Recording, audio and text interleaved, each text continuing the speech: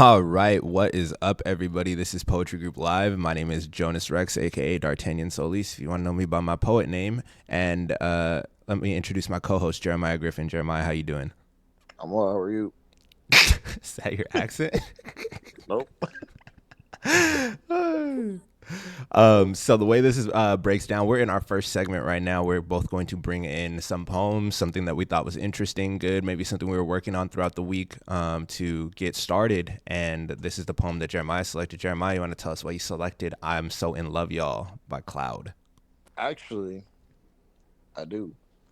Hell It yeah. was essentially because I think one of the first poems I've ever seen, performed, it was a love poem, and I've noticed like with all love poems, they describe this deep feeling, almost like obsession. And I'm gonna be honest, bro. I just don't think I felt that. But I, So it appeals to you because it's so foreign. yeah, it's like, bro, this can't be real. I But will say, as someone who my current poetry manuscript is called "I Don't Write Love Poems." I do write a lot of love poems, mhm, but I think I write them from the obsessive point of view, and I think it's more entertaining to write it from that point of view. for sure. Well, let's get in here. Despite what they say about the factory of cheesecake, well, that's where we went on our first date. And we had a blast. So much, in fact, I had to ask, what are you doing the next day and the day after that? I wanted to see her every day for the rest of our lives. You could call me thirsty, but that's how I felt inside. If I wasn't close to hear her heartbeat, then I didn't feel alive. How lucky was I? A Haitian girl that taught me Creole and a little bit of French. Mes amis, ma chérie was everything I could have wished for and then more. I can't believe that she exists. I wasn't looking for a relationship, but she changed my opinion quick. A true keeper, her whole demeanor. Whoever said no one's perfect didn't meet her. I'm so in love, y'all. We met at a store, and now the best day of my life is September 24th. Not because that's the day that we met, because that's the day she was born. I want to thank God for making her possible. I want to thank her mom, her papa too. I want to thank the doctor, the hospital, everyone previously on her roster who messed up. Now a chance with her not optional. That's my queen. I want to go to space just so I could give her a star. I know she's probably tired of running through my mind. I got to get her a car. If you got any letters or mail for her, just send it to me because she lives in my heart. She brings everything to the whole table. She's not just a snack, she's the whole label. That's not just my baby, that's the whole cradle. If your girl is all that in a bag of chips, then mine is all that in a whole potato. I'm so in love. And, and, and so what if she's a snorer? I adore her. And when she's away or off to sleep in her bed, I reread our messages and everything that we've said just so I could still at least speak to her in my head. I love being with her. I'm always smiling. You should see my whole face. I want to be with her to where in old age. People always ask, you got a girl? I say, I got a soulmate. She is to me as bada boom is to bada bing. If I could change her, I would switch not a thing. Wait, let me stop being a fooler. I would change something, and that's not meeting her sooner. Now, I know y'all probably think I'm doing too much, and I'm sure it's just I never felt like this with whatever I was in before. If she needs anything, then I'm running to the store. Our only arguments are about who loves each other more. This the type of love that creates jealousy, friends. They be like, it's 9 billion people in the world. How you know it's the one that you pick? I tell her, well, even if she isn't, she is. I'm gonna marry this girl. Actually, who in here would like to bet? Matter of fact, one sec. No, she's not here. Not yet. Not yet.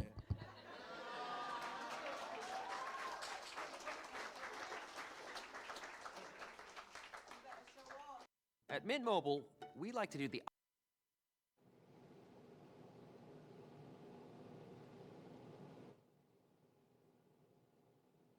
Dang, I was muted. That was awkward. So, Wait, I was like, he's not gonna say nothing. He can't say so, nothing. so definitely a banger. All that and the whole potato that grabbed me. He says she not just my baby, she's a whole cradle. Like that segment right there. Is definitely what I look for in poetry as a person. There's a lot of energy. It's quirky. It's fun. It's not too deep where your average person isn't going to grasp what you're talking about, but it's deep enough to be entertained. And he has a lot of energy. And I was thoroughly entertained through that part. How'd you feel listening to it again? The same. Honestly, it makes me think about just generally love. Honestly, where you said it's like it's not too deep to where you can't grasp the concept, I just make it deeper personally. But like you said, it's entertaining, full of energy. I also like the potato line, but for the reason that most girls will be like, I look like a potato. And now you But got a good reason to be the whole potato. yeah, and that's my type of thing. And be like, you are a potato, bro. The you my whole you potato. my potato. Right. So I pretty much feel the same way. I don't have any different opinions. I also like when poems rhyme, if I'm being honest. Yeah, the flow makes it a lot Yeah. more fun. Yeah. I also feel like when you're rhyming, you add another level of complexity to it because now you can't just use any word that you want. Sometimes you get pigeonholed. You got to get creative in how you're going to say something. So the fact that those four lines, I almost said bars, even though bars, all of those four lines came together and they do rhyme and they go with each other is awesome. That was pretty fire. So I'm gonna bring up. Oh, am I still screen sharing? I'm not. Let me bring up this next tab. Look at me catching things before I mess up again. Only one error today. Well, I guess in the mute, but this is Jamie Mortara. Not gonna guess at his sexuality, but you know. And this is some things you need to know before dating me. I've always liked when poets come out and they just spill their random facts about themselves, even if it's not really them. Those poems that just sound like this is the narrator's life on a regular. It's nothing too crazy, and then it slowly unveils a message. That's kind of what this is. So, again, just a lot of fun. I don't remember if it rhymes or not, but I usually show this to my poetry students when I start trying to get them to dig a little deeper into themselves. For sure.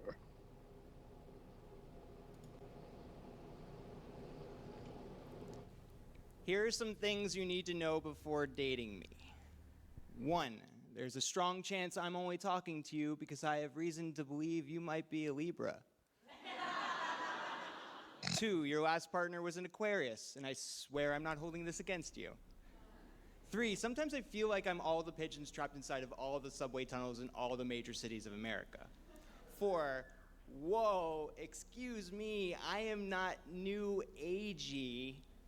I am a witch. 5. I keep rose quartz in my left pocket for when I am scared, black tourmaline in my right in case of haters. 6. Sometimes I open up Grindr on my phone, and if I haven't received a new dick pic that day, I get kind of sad. 7. Today my therapist led me in a breathing exercise, and when I exhaled, I suddenly remembered that I'm inside an actual human body, and this terrified me so much that I burst into tears right in front of her and then canceled all future appointments. 8. I have a PhD in talking to the trees at night. 9. My job skills include living alone on a farm and asking horses to make my decisions for me. 10. I like long walks on the beach directly into the bottom of the ocean. 11. All I ever did my whole life was Indiana Jones, one misery for another. 12. One of the worst things you can do to me is tell me there was nothing wrong because I seem so happy. 13. Yes, I know I'm a chicken nugget made of crazy. 14. Sometimes I let my phone die and I envy it. 15. This morning I woke up at 5 a.m., scarfed down a whole bag of Swedish fish, and then passed right back out again. 16, I'm not sure how much longer I can do this. 17, despite my best efforts, I am real. 18, don't you dare try and figure me out. Too many people have claimed they can read me like a book, and then they went and put me on a shelf. 19, when the doctors put me on Prozac, I suddenly didn't need to sleep anymore. I remember getting up out of bed every day before the sunrise, scrambling to correct a whole life's worth of unfixed problems. I knew it was mania because I signed up for a gym membership. It wasn't me, chugging Red Bull, blasting death grips in my headphones, dancing down mass abs, smiling at everyone for no reason. It scared me. 20. Now that I'm not on Prozac anymore, my bed is once again a black hole that I cannot climb out of. It took me months to be here right now in front of you, but I can feel myself craving for that rush again. You see, it is too dangerous for people like me to know that kind of speed. All that lightning trapped inside of my mouth, I promise. I promise you every day I am trying to teach my tongue how to forget how that tastes.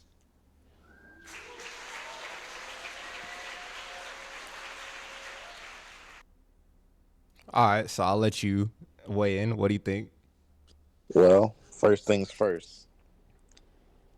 Did it say Jamie? His name's Jamie. Yeah, Jamie Mortara. Jamie, if you ever hear this, I'm an Aquarius. What you mean by that? What you mean by that, bro? He means that you ruined every future partner that he scouted. And you know what? That's fine. I'm gonna keep doing it. I could live with that. I've never been more motivated to do it. Now, it sounds like he dates dudes though, so your friendships are tainting them. I'm like that. It doesn't matter. You know me, you're a bad person. Right. I'm slowly influencing you to like make yourself better, but not benefit others. Encourage selfishness, guys. It's 2024. Right. There's too many people on this planet for you to be generous. Exactly. What's your problem? Aquarius size. But also, Rudy Francisco is my favorite poet, and he has a poem called his honest poem, and it reminds me a lot of that. It sounds like there's some influence from that. Definitely. So I really like that, as well as he has a breakup poem where he counts. So I noticed the flow and patterns were the same, like a little bit of the delivery, and I actually like that when like another, say, artist can influence you, but you can still make it your own, because I didn't feel like I was listening to the same poem. You know what I mean? Yeah. And then something else that I thought about the poem is like, usually, you know, when you get stage fright, they say to imagine the crowd naked. Yeah. But I think a poem like this, and to me, how I kind of like saw his poem, and not necessarily to say like he was naked, but I think he kind of flipped it, where it's like he allowed the crowd to see him naked by expressing himself fully and openly and honestly. Yeah, he definitely got deep there towards the end. It started hinting early at like this is gonna get a little dark, and then when he walked himself straight into the bottom of the ocean, that they feel like that was the pivot point, and we were into the heavy stuff. Right. That fast. So those were my thoughts. Yeah, no, generally, I think that that's the best way to go about a very emotional subject overall. And that's my personal opinion. Any of you dark writers who just really dig deep into the flesh tearing bits, you guys keep doing your thing. There's definitely an audience for that. I may not be that audience because I tend to want to giggle. And I think that says more about me than it does about y'all. But when he eases you into that, and I think there's a beauty in showing the duality of it, where he's talking about how he seemed so okay, and most people do seem okay on the outside when they're really struggling and need help. And you, as the poem peels farther and farther away, the poem seemed happy and okay until a certain point where you realized everything had gone wrong. So I feel like when we come and we use these poems that are so everything's so miserable and blah, blah, blah, blah, and while it is beautiful and it shows off that emotion, it also might convey to someone who doesn't know that this is what it looks like when it really isn't. And that, I feel like Jamie Mortara pointed out perfectly, he seems okay, and no one goes to help him because he seems fine. Right. The last piece I brought was something I was working on. This is called Because I Am a Man. And now I'm realizing I probably should have I have a poem where I count as well. It would have been perfect to go off Jamie Mortara, Rudy Francisco, and then drop into how they inspired me to do a counting poem. Except mine's, as you know, I'm gross. So this is called Because I Am a Man. Tentatively, might get changed. Who knows? Also, not done getting edited. Oh, let me share the screen. There we go. Again, caught the error last minute, guys. I'm not a total F up. My mind to performance, I'm cooking like ratatouille. I'm a genius. I just need the right vessel to get moving. Got so many things I should be doing, and all my sacrifices moving, but nobody knows about it because I keep it to myself. like all the rest of you should be doing. I have murderous tendencies. I'm a weapon of mass destruction. I'm one shot from activated from the moment I step into the function. My brain is endless traffic circles and too many crowded junctions. I'm about to smash the next stale cracker I see, like a child throwing a tantrum at a luncheon. I have fever dreams with more calamity than I can imagine on the daily. Only reason I hold it together is because for 40 hours a week, someone else pays me. And if we're being honest, I've been thinking about it lately. If I wasn't my partner's savior, I don't think anyone could save me. I'm a Tasmanian with rage spinning and making tornadoes beating on my chest and screaming like the giant apes go. I want recklessness to be mimicked like that stupid dance we all did with Doja Cat Say So that I won't be just another monkey. I'll be the one who started the label. I'm a printing press of violence. I could bottle it and sell it to the next administration. Pause. I'm a printing press of violence. If I could bottle to sell, the next administration would have me living in a cell. Fuck that. They would kill me, eradicate every cell. I would be the first vendor of evil the U.S. would refuse to sell. Can't you tell I'm raising hell, running from houses after I rang the bell? I'm hacking everyone's bank through Cell and creating radio jammers for life alerts so they won't know that your grandma fell. And because I'm a man, I'm stuck with all this. And I have nobody to tell. Thank you. I'm snapping, but just not with my fingers. I was sick. I don't know how I always managed to, because it started off, I'm a train of thought writer. I just start writing, and as it comes, it goes. And when I got to the end and I'm writing, creating radio jammers for life alerts so they won't know that your grandma fell, I'm like, wait, how did we get here?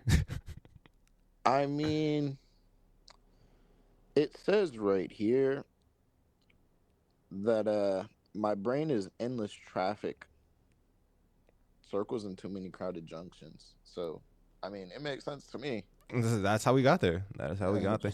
It just runs, bro. It just rhymes. It's fine. Yeah. So, I'll let Jeremiah judge this, and then everybody in the comment section, go ahead and judge this poem. Let me know what you think. 10 out of 10 for being gross and horrid, and grandmas, I'm sorry. Grandmas, I'm sorry. Me personally, I think it's a pretty good expression, because I do think something that how do I say what I want to say? So the line saying "I'm stuck with all this and I have nobody to tell," I think is a big part, because I do think it expresses a lot of the ways guys feel about something that they don't know how to control, or is just like an innate part of them, right? Which is like, let's say, violence and destruction, or it's like the need to fight, or because I know you're a fighter. It's like just wanting to do things, and then also those things making you feel like a man. Like feeling strong makes you feel like a man. You know what I mean? Yeah. But it's like it's a part of who you are, and then it's also deemed as dangerous or wrong. So it's like, how do you satisfy, the society, as well as satisfy yourself, essentially be selfish in 2024. But I think, it explains it well, where it's like, this is something I'm struggling with and something I'm battling with. And I think many men could relate to it, at least the men who care to do the quote unquote right thing. You know what I mean? Yeah. But like for me personally, I know I struggle with having too much self-control, but it's like I still fight with the same things. You know what I mean? Right, just on the opposite end of it, right? Where you're like, Yeah. I feel like I gotta be an ape and reckless, and or how'd Hobson say it? All you care about is fighting, rapping, and basketball. Yeah. Yeah. You don't care enough about fighting, rapping, and basketball, and it bothers you. It bothers me. But that's how I feel. I think it's a good poem. Out of 10, I give it an 8. I like that flow and delivery too. It's almost like you're rapping. Yeah, I was actually watching battle rap before I started writing this. Bro, that's crazy. I've been watching battle rap all week. Have you heard of Anderson .Burris? Yeah, he's one of my favorites, bro. He's so good, and he's white, bro. They're gonna hate on him just like they hate on Eminem. Well, I think yes and no, because like he makes white his advantage. Like, like they're like, oh, being white, you pronounce everywhere. Like he pronounces every syllable, and he doesn't try to act like he's not. Dude, what was I don't remember who he was battling when he said he said something about I don't remember the bar, but he's talking about how you're not gonna shoot me, you're so fake, and he's like, and what would I do if he does pull a gun? Well, shit, I'm gonna run. Yeah. I was like, damn, he real.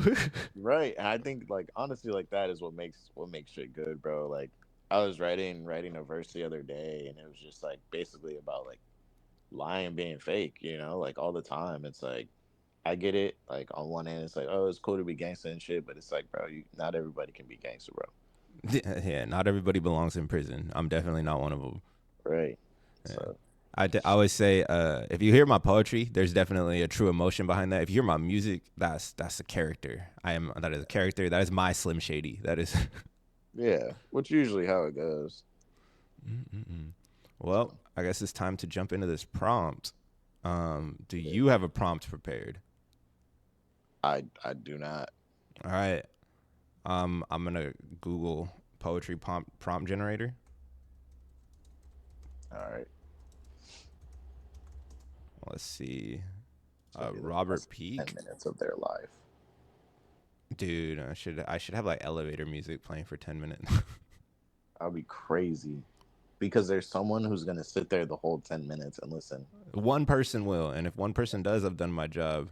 I've never seen this prompt generator ever, so we're gonna experience this together. Write Interesting. blank that blank blank featuring and let's just see. Write a poem that falls to pieces about misery featuring I don't know what a fucking palindrome is. I'm glad you said it.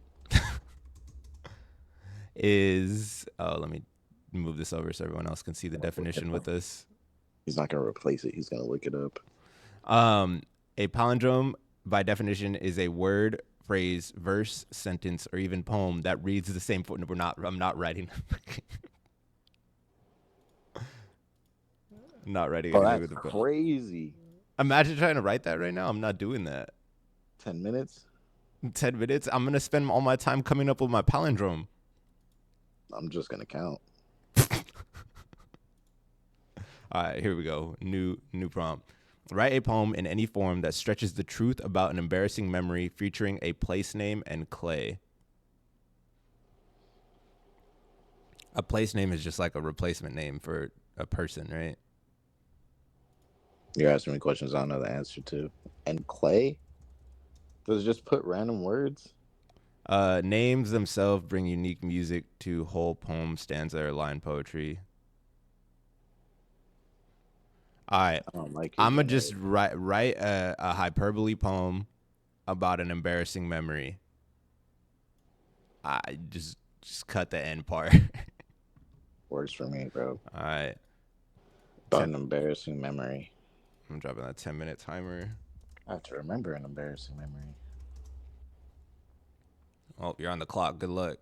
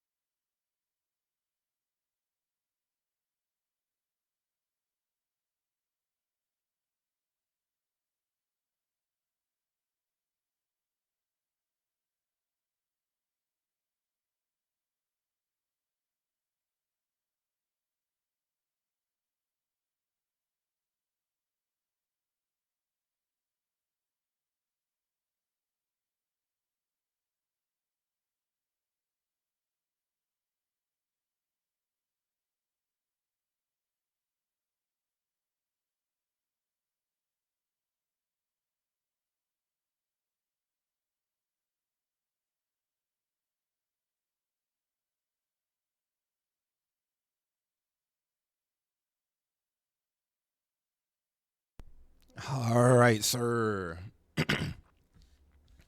We have reached our time. Time is up.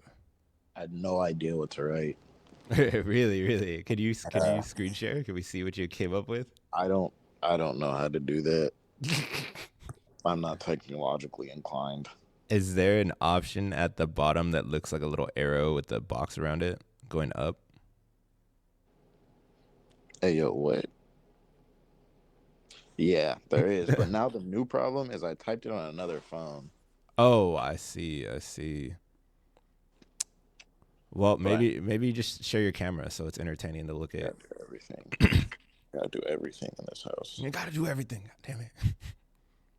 I don't even know how to. Well, it's at the top. That just made me feel hella old. All right, all right. Shit. Oh, All you right. you got you got a lot. You got a lot going on there. Oh, bro, I just kept pulling stuff, bro. Straight from my cheeks. Well, let's hear it. We ready? Yeah, sure. Um, damn, this is difficult. I Maybe. see my poems as stories for me to tell, so I'll tell you about the first time I embarrassed myself. Okay, okay. Well, she embarrassed me, Sierra. I'll never forget. When she told me, what the hell? My fault. It's difficult to try and do both. All right. When she told me I looked like that one thing in that one movie she'd just seen, she told me to pull my ears outwards and blow up my cheeks. She laughed for 30 minutes hysterically. I didn't really get the joke, but with every gasp she would take, I realized this bitch telling me I look like an ape. She called me Caesar, called me Kong, called me George, she called me Joe. I said, ain't no way I'm gonna get bullied by this hoe. So I took my monkey palms and ran them across her face and peeled her scalp like a banana as I beat on my chest like the greats. I called to my ancestors, the Kongs, donkey, diddy but no diddy.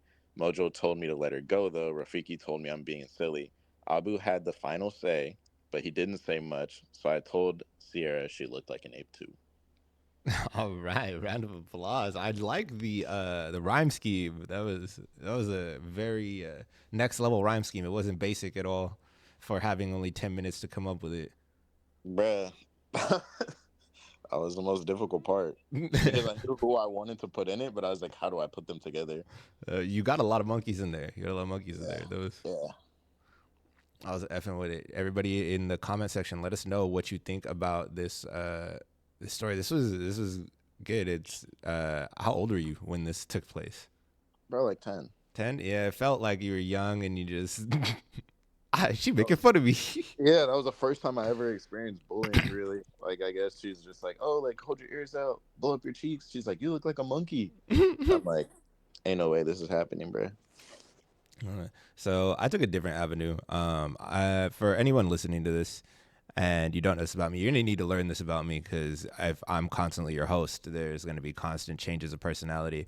I deal with bipolar disorder, and because of that, I do a lot of cognitive therapy to train myself to have different reactions. In doing so, I think I mess up a lot of who I was in the past because I struggle remembering things from like an old personality, and I'm pretty sure that's its own issue.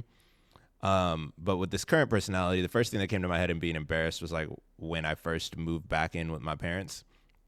When I do that, because me and my ex had split up, I had to get back in the dating world, you know. And this is a story about one of the first people that I thought like, oh, she might be it, but then she found out that I was a nerd, and she didn't say much. But her reaction to it, I was like, ow, okay. So Embarrassing. here we go. All right. I won't told tell this them broad that that I told this broad that I played trading card games. She said, interesting. I said, why? She never took you for a nerd. I said, why? She pointed to everything she had just heard. I was a fighter, creative writer, work with kids to make futures brighter. And here it was, the fact that sent it all up like a lighter. I was shook. And to be true, I was so much cooler than you. It was the party animal slamming kegs, the athlete never skipping legs, the teacher whose house the kids would never want to egg. I was bright red, almost pink, almost newborn. You see, I wanted you to catch me when I was falling, hold up the signs when I was bawling, be the reason that after heartbreak I could still believe in falling. And you were shocked I had a hobby? When I think back on it, they were just words. I couldn't believe I had my heart broken by a nerd. It hit me like an alarm clock ruining a nasty dream. I was pissed at every avenue, aspect, driveway, and cul-de-sac about me you just missed. I wasn't a map of a nerd. I was a map of me, to me, on me, but obviously you couldn't see that, so it hurt at the time way back. I looked on it and let it be that. I remember when I first met you. I don't miss you. I just want the old me back before you made me feel like, and then that's when the timer went off and I just stopped writing. Before you made me feel like time was up, bitch. Ooh, cut her off. Yeah, Cut her like a weed. 1, 2, 3, color shorty like a weed. all right, bro. This ain't freestyle club. What's wrong with you? Nah, that's a 7-7 villain. 777 villain. I wonder. Okay, hold on. Hear me out. His rap name is 777 villain. What if it's pronounced jackpot villain? That would actually be sick. I'd be sure. I'm sure he didn't do that, but that'd be so cool. You should email him. Yo, I know you don't have to change any of your marketing material. Just when you introduce yourself. Just be jackpot from now on. That'd be so fire. What if I took his name and became 777 villain, but I just pronounced it jackpot villain? I feel like you couldn't do that. Because copyright is in written. Yeah. Damn. Too bad. But if you took the sevens and made them upside down. LLL villain, dude. You know, if I get into a rap battle, someone's gonna talk about how they served me 3 L's just in my name. I mean, yeah. But who cares? They're gonna say something else about something else anyways. They will, but I can't give them the fuel, you know? Literally being alive is giving them the fuel, bro. Nah. Think about how little you care about shit. It's really hard to like diss you in a rap battle. I don't think that's true. I do. It's just like, what I'm gonna be like, he's so nonchalant about everything, never giving a fuck. And then people are gonna be like, yeah, this guy sounds pretty cool. Maybe. You're right. But I just feel like everybody's susceptible to something. It's bound to happen. They're Or gonna find out. If I battled old Solo, he just has to talk about himself. Yeah. Just has to talk about himself. That's it. Talk about how big of a gangster he is and how big of a gangster you not. Yeah. Nah, but then you 8 Mile him and you just come back and be like, I'm not a gangster. I used to live at a pad with my mom. That's true. That might be some shit I would do. It might be the avenue. I think if I ever get into a rap battle, I just gotta reverse everything that someone says, and then at the end of it, I'm gonna pull like a super hot fire, and instead of being like, because he's not a rapper, I'll be like, he lying about me. Right. And that makes sense. People be like, is he lying? I swear. Right. They're just gonna doubt everything you say.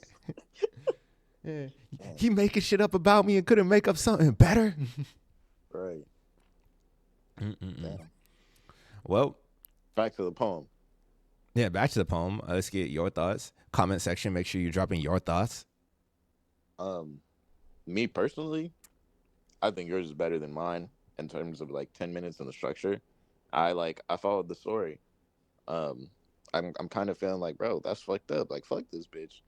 But then I'm gonna be honest, one of my favorite parts actually is I wasn't a map of a nerd. I was a map of me, to me, on me, but obvi. You couldn't see that.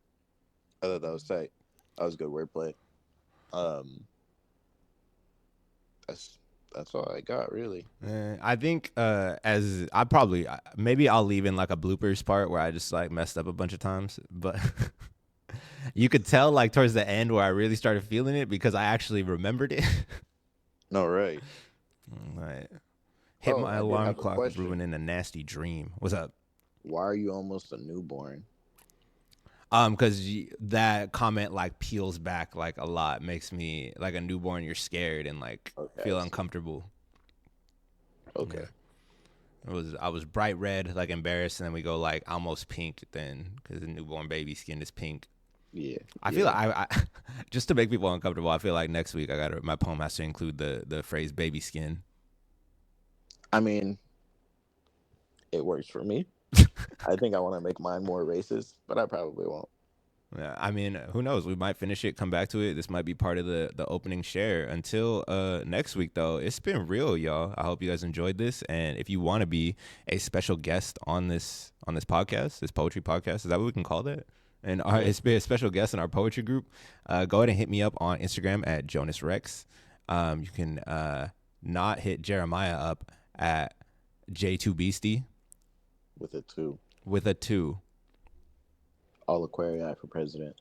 Watch, they're gonna freaking spell J2Beastie like they're gonna put JTWO Beastie and then a 2 at the end. You said with the 2. You said with the 2. Yeah, hate people. But It's fine. it's been Those real, are Big Doug. I will let you get back to the rest of your day, and we'll see you next week. Yes, sir.